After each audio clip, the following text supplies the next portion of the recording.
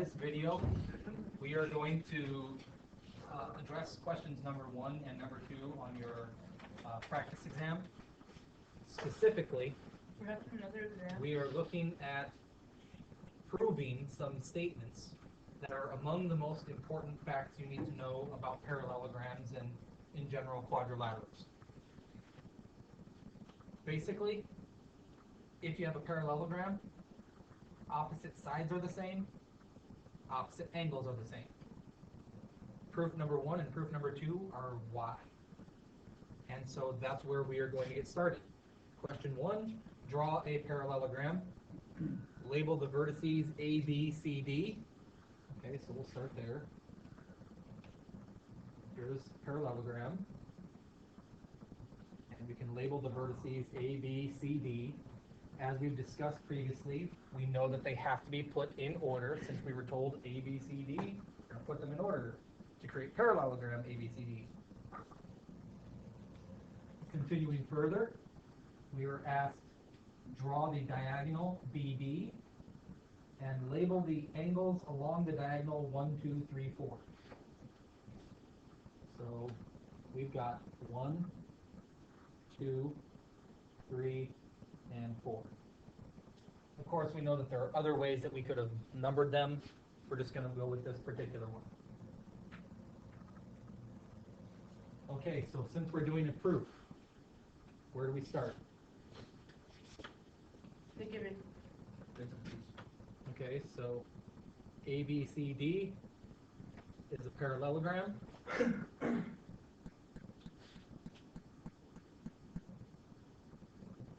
That was given to us.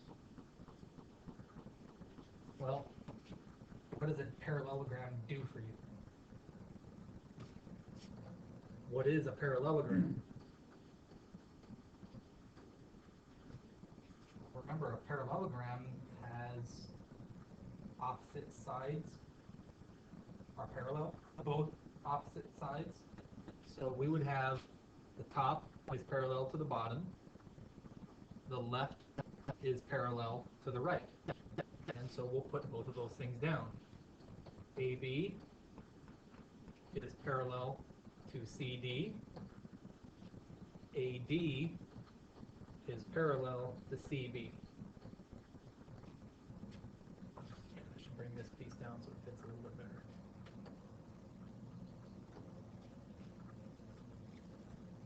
All right, so here's the challenge that we're ultimately tasked with. We've written down the stuff that we know. We are trying to prove, in this particular one, that AB is congruent to CD. That is, opposite sides of the parallelogram are congruent. What strategy do you think would work best? What's been the main strategy we've been working with the last month? If we want to show parts are the same, we can show overall triangles are the same. If we get congruent triangles, any matching parts will be congruent also. That's our main strategy. So when you look at these, you'll notice how the diagonal cuts the parallelogram into triangles. Our task is to explain why those triangles are congruent. Now, ultimately, we know we can use angle, side, angle. We can use angle, angle, side. We can use side, angle, side, or we could use side, side, side. Well, let's start with one piece that we should be able to get right away. All right. As we progress, keep in mind that we're actively searching for which one of those things would work. Here's an observation I'm going to start by making. And I know with a lot of students, when they look at the parallelogram, it's kind of tough for them to see. So I'm going to try to split this up a little bit and say, here's point A, here's point B. All right, so basically, it's like we have a line going through the top. And we can have a line going through the bottom for DC. Okay? What we've done is put a diagonal through BD. And now please observe we have parallel lines cut by a transversal. One of the things, of course, that we know, alternate interior angles are congruent when we have parallel lines. So we can make this observation that this angle right here is congruent to that angle because we have parallel lines. Well, in our drawing in the black, which angles are there? Those.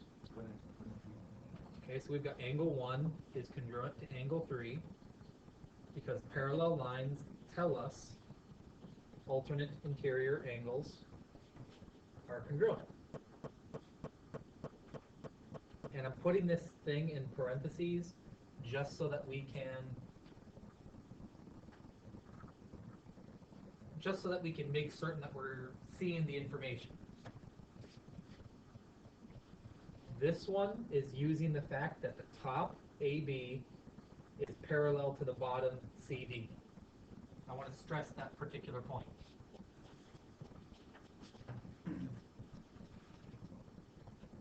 Okay, so we can continue this then. We've now used the fact that the top is parallel to the bottom. I'd like to stress also that let's consider the left, and I wanted this to be in blue. Oh, this is not what I wanted. Okay. Go there, come back. We also have the left side, AD, is parallel to the right side, BC. Okay? Well, please notice then we can put our lines through those segments, and when we connect that diagonal, we once again have a transversal, which means once again alternate interior angles are congruent.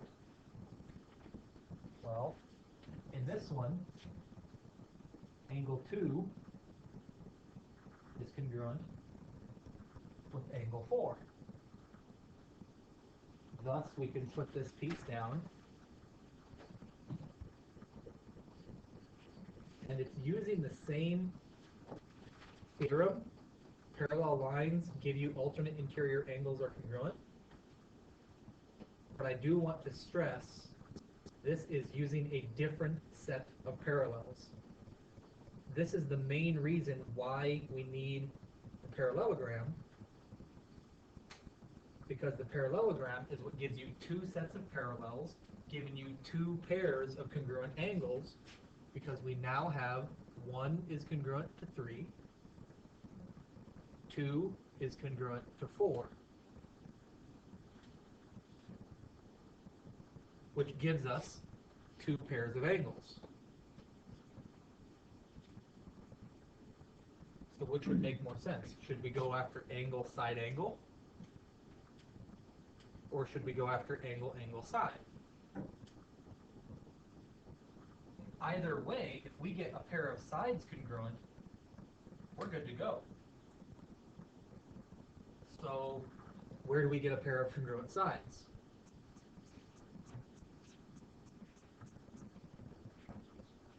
Yeah, the transversal itself, absolutely, Ethan. So we would have that shared side, BB, is congruent to DB, and that's the reflexive property.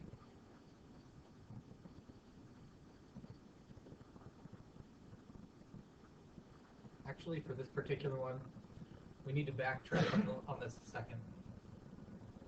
The part that I'm seeing in my head right now, I'm looking at the next step.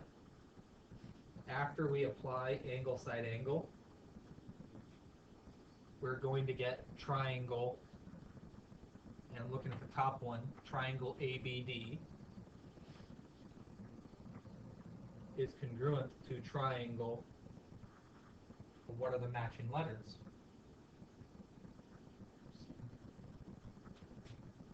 C, D, B, as Ryan noted.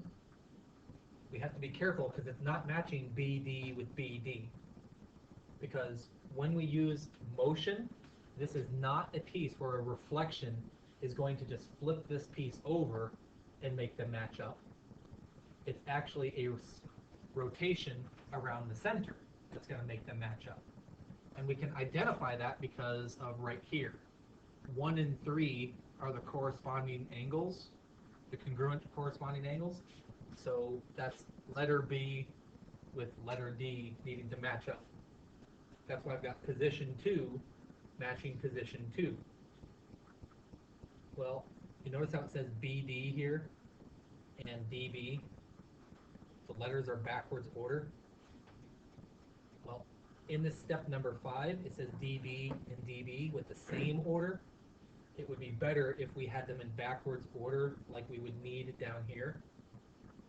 And that stuff was going through my head for a second, so that's why I'd like to backtrack, and instead of writing down DB congruent to DB, it's actually better if we put them in the order we wanted. But here's the part that gets a little bit weird. Because the letters aren't matching up, this is no longer the reflexive property. The reflexive property is used when the letters match the same order. Since the order is backward, that's the symmetric property.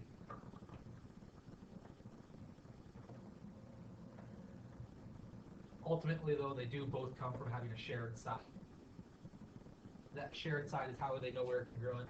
We just need to be a little bit more careful with making certain we get these pieces written up with a little bit greater precision. And so there we go. Steps 1 through 6 are all there to tell us those triangles are the same, which I'm betting you guys probably already knew. Take a parallelogram, fold it in half, along a diagonal, you get congruent triangles. Our goal, though, is to go through and get AB is congruent to DC. Now that we have congruent triangles, we can go through and do that. So we'll go and say the definition of congruent triangles is going to give us AB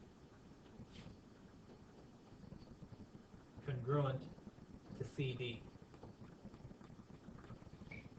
Noting position 1, 2 is matching position 1, 2.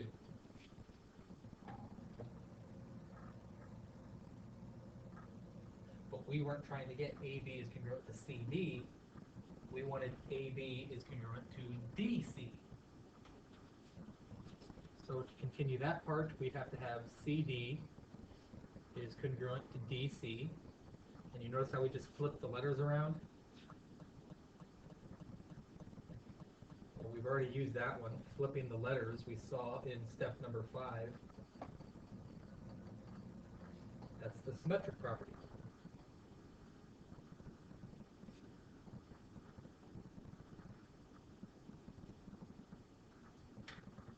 Lastly, and our last step here to finish it off, please notice AB is the same as CD.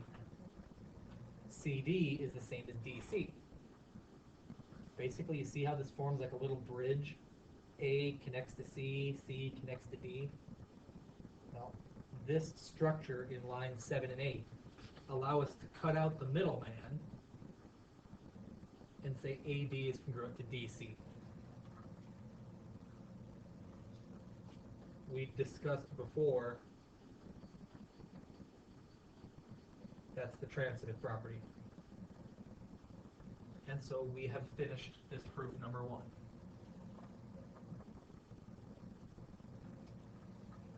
Can we write up the big picture ideas then? We have all the tiny little details written down, but what's the big picture idea behind all of this?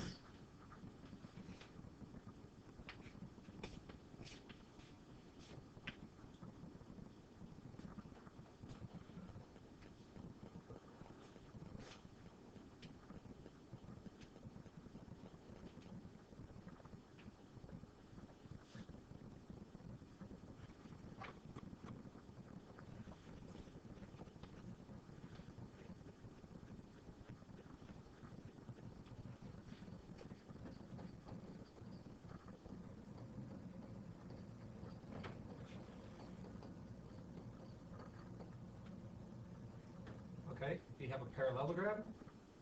Those two sets of parallels gave us two pairs of congruent angles based on alternate interior.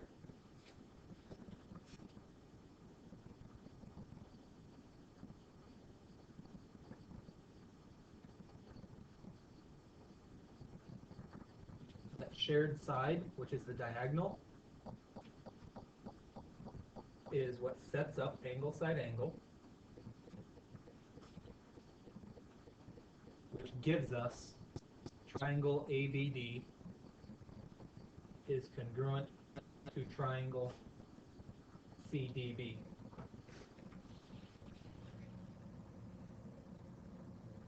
That stuff there in blue is lines 1 through 6.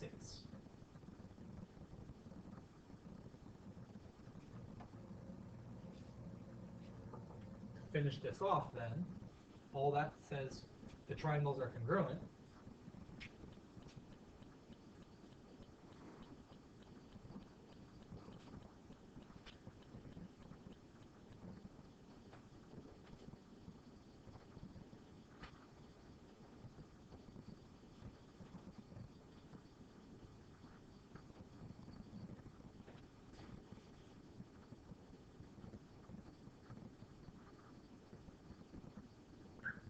Our definition of congruent triangles says all those matching parts are congruent. All right, I'd like to emphasize on this. This particular theorem is what went through and showed opposite sides of parallelograms are congruent. Question number 2 is to prove opposite angles are congruent. So repeating the same picture. Okay, let's run through and draw it again.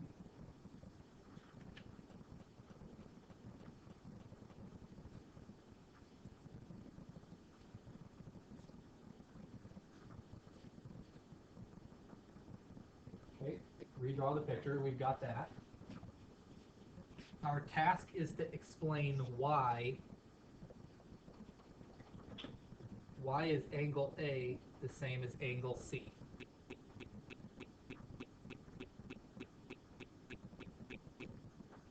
Well, we still have congruent triangles. We can repeat steps 1 through 6 and get congruent triangles. So we'll start there. Triangle ABD is congruent to triangle CDB.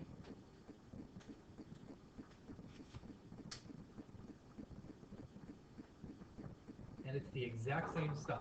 Why bother rewriting it if it's absolutely identical? Steps 1 through 6 in the last problem are how we got that congruent triangle set. And then as we noted, once you have congruent triangles, the definition of congruent triangle says all your matching parts are congruent. All your corresponding parts are congruent, so since angle A is in position 1 and angle C is in position 1, we are instantly done. Those corresponding parts are congruent. And that's it. That's our entire proof. Of course, it relies heavily on the fact that you've got those. If you do not have steps 1 through 6 written down in question number 1, you can't use information you don't have. So if you did not write these down in question number 1, you cannot then reference them in question number 1. And our big picture written explanation, absolutely identical. Congruent triangles we got from having the parallels, and those things then give us matching parts congruent. We're done. Which finishes off the proof for number 1 and number 2 in the practice exam for this unit.